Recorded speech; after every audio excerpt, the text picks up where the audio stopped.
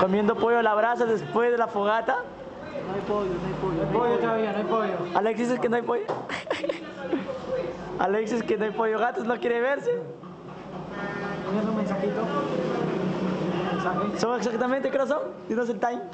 Ah, ya viene el pollo, ya viene el pollo. Ahí viene el pollo, mira, ahí viene. 11:20. Ya viene el pollo. Medio pollano. Chamano, ¿por qué te paras? Estamos con hambre. Después de la fogata. Con sueño. Y vamos a disfrutarlo.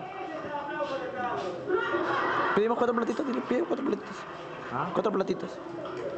¿Cuántos platitos puede darnos? Amigo, No. vamos a pararnos. Aunque sea.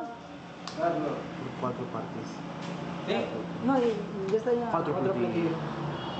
Por favor. Hemos pedido 4 platitos. Para comer un platito cada uno. ¿Cuántos platos has pedido? 4. La gran sangre. Este es un pochito. El gran pollo, que digo. Ah, va. Gato. ¿Dónde está amigo gato? Ah, ahí. Mira. Ah. Gracias. Son. ¿Y aquí sabe repartir? Yo no reparto porque yo soy bien. Ya voy a repartir. Este es el que.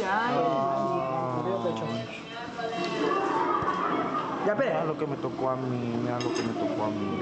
Yo reparto la. Ahora sí, vamos a comer. Adiós.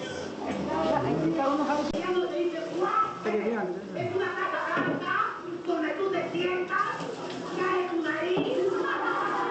Eso se llama guate.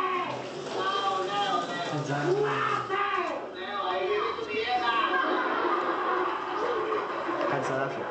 Dante está que manda mensajes. ¿A quién? Y yo os aseguro que no es Jenny.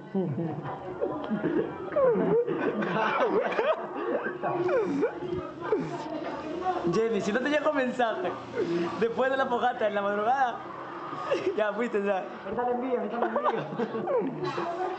A la que disfrute su pollito. Está rico. Ya chicos, miren, va a venir un amigo de la gente, me lo quita. Sentados nos quedamos.